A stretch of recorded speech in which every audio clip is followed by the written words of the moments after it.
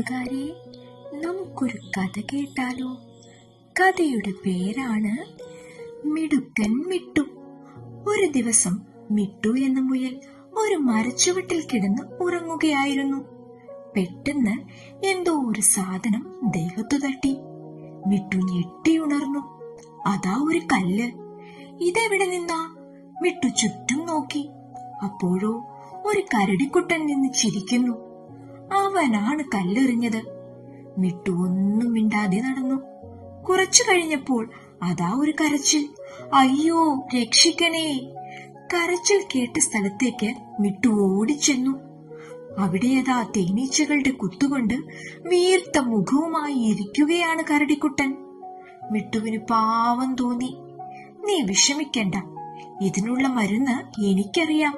മിട്ടു ഓടിപ്പോയി ഒരു പച്ചില മരുന്നുമായി വന്നു. എന്നിട്ട് മുഖത്ത് പുരട്ടി. അതോടെ കരടിക്കുട്ടന്റെ വേദന മാറി. മിട്ടു പറഞ്ഞു, എല്ലാവരെയും വെറുതെ ഉപദ്രവിച്ചു നടന്ന് നിന്നെ തേനീച്ചകളും ഉപദ്രവിച്ചു. ഇനിയെങ്കിലും വികൃതി മതിയാക്കൂ. കരടിക്കുട്ടൻ സമ്മതിച്ചു.